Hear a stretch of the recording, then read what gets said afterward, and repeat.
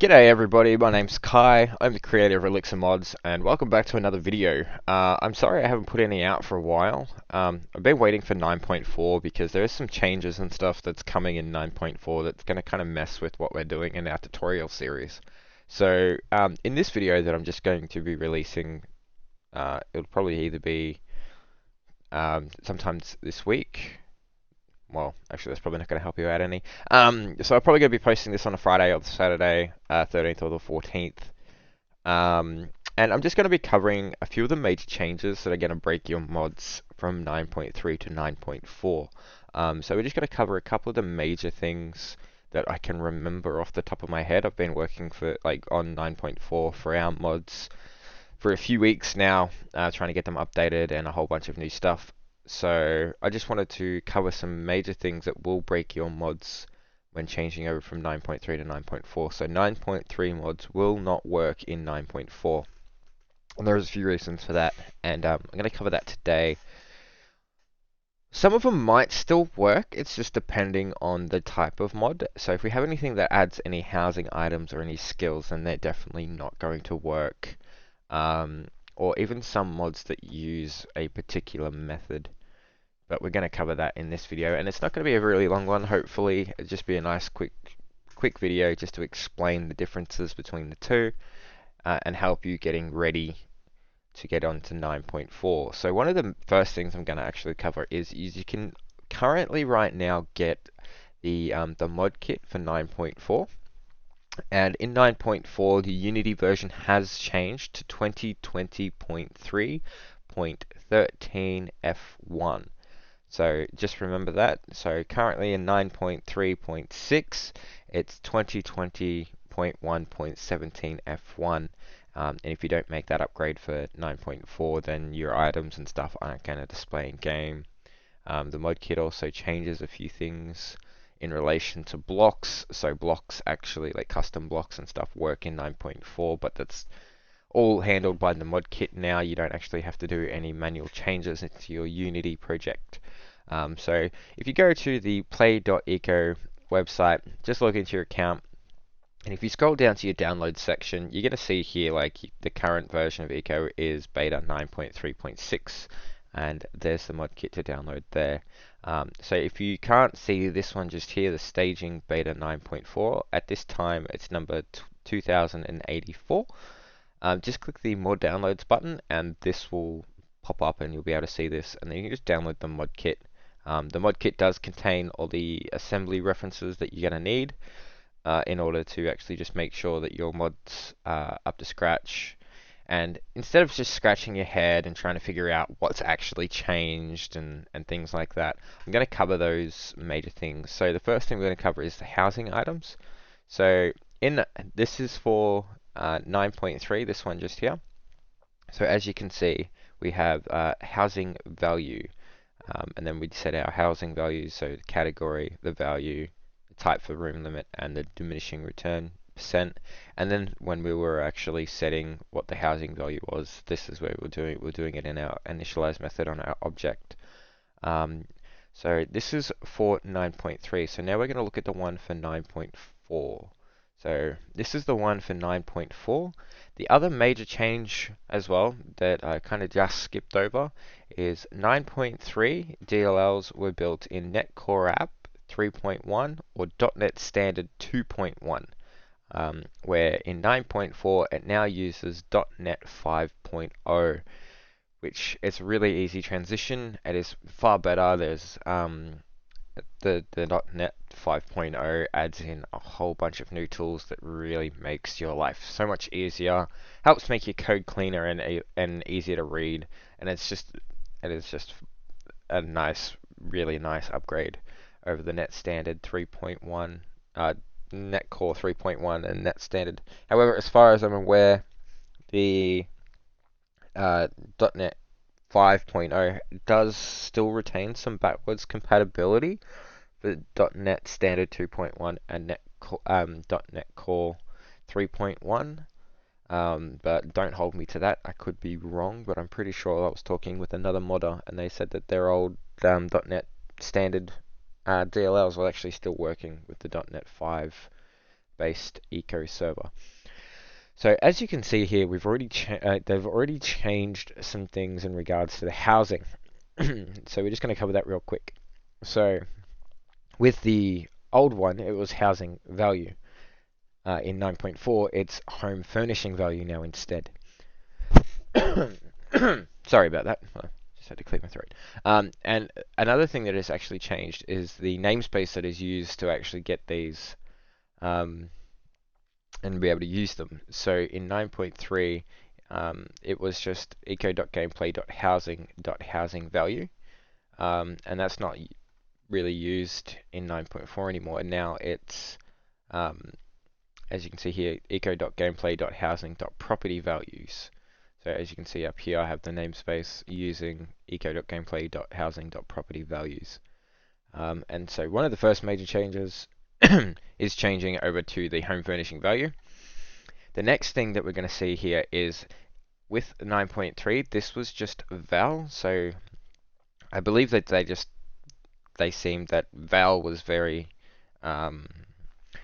hard to understand and actually kind of figure out what it was supposed to be for. So if we go back to the first one here, as you can see, it was just a val, but now it's set to skill value. The type for room limit now is a localized string. So using the localizer, that is now required for the type for room limit. And the diminishing return percent hasn't changed. That's the same as, so we don't have to worry about that.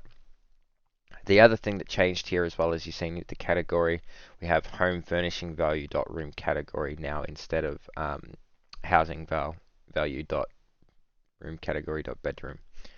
So this is still on the 9.3 one here.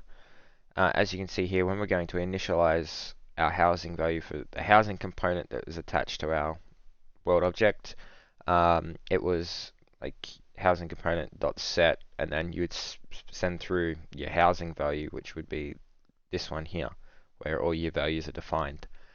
But in 9.4, it's actually a little bit different now.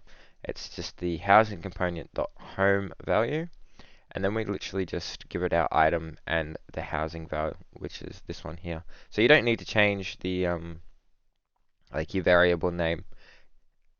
You can leave that the same. You just need to change its actual like its data class, the home furnishing value, and then you'll be fine. And so this is, yeah. So that's just the one major difference, and this is only in relation to housing items. So if you don't deal with housing items, then you don't need to worry about that. But it's just nice to have this information out there in case you're looking to do that. So the next thing we're going to look at is skills. So I've actually cleaned this up a little bit as opposed to most. Most of these are like a get and return, but we can just do a little equals and then greater than symbols to actually just like really shorten down the code and give us a cleaner display so we know exactly what we're looking at without having to look through like 20 brackets. So this is for 9.3 as well.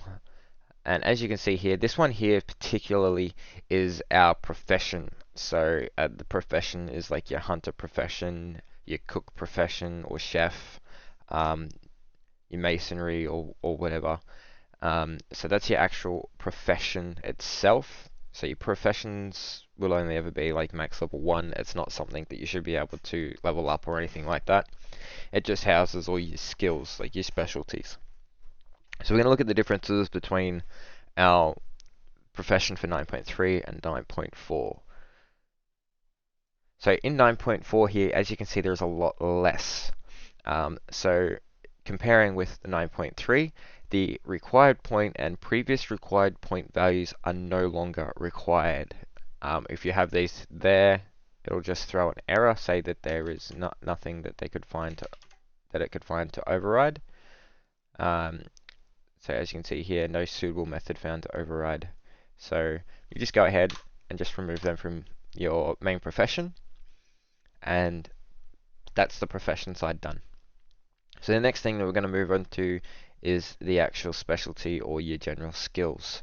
So all of this stuff here is pretty much the same, and we just scroll down a little bit, and it's going to be the same down here as well. So the required point and the previous required points are no longer going to exist in your skill. But if we also have a look here as well, we have the skill point cost. Now, the skill point cost isn't, as far as I can tell, it's not actually used in 9.4, although I think you could still put it in there if you wanted a different one. So if you wanted to make it a little bit more costly to actually level it up, I guess, then you could still add that in, but currently 9.4, S not required. And as you can see here, there's another handy little thing that is introduced with .NET 5, is this part just here.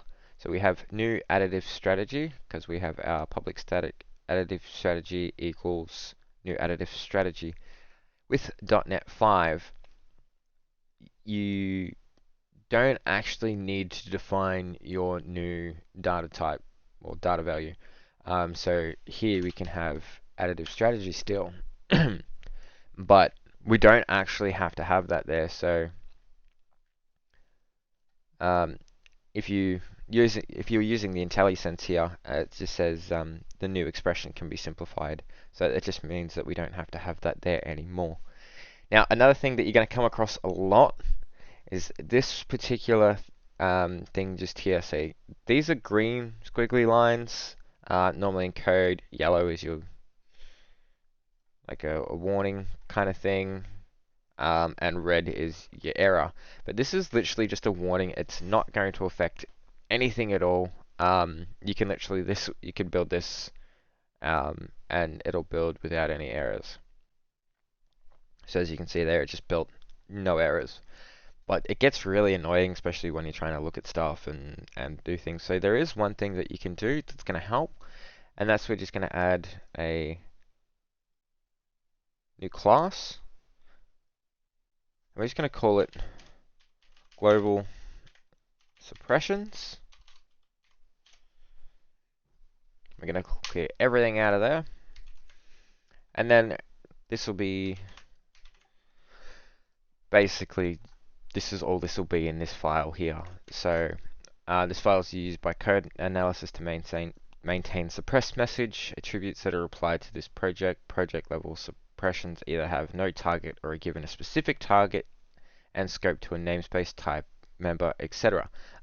So if we were to just add, so if we actually go ahead and we'll remove this, we'll save that. So if we were to just come here and we'll configure the issues, we could suppress it here, which would just add an ugly bit of pragma, get rid of this warning. Or there you could do, so suppress this one in a suppression file. So if we do the suppression file, and apparently I spelled suppressions wrong, which is not surprising. As you can see here, it actually has a specific target, so it'll only do this one bit of code here that we've actually said, hey, suppress the issue on this one. Where if we wanted to do everything across the entire project, so we just go ahead and get rid of that one. We just remove this all the way to this one, this comment just here, and then we can save that. And then if we go back to our main one here, as you can see, it's just gotten rid of that little warning for all of these. So now you can work in peace, and that's not going to harass you or anything at all. Now, there is one more thing that I was going to cover, and this is not going to apply to a lot of people, and a lot of people are going to pick up on this really quickly that do use this, because they'll probably be using the reference assemblies and they'll just be like, hey, this doesn't exist anymore. And basically what it is the namespace change. So this one here is for 9.3. This is the old one. It's eco.core.ioc.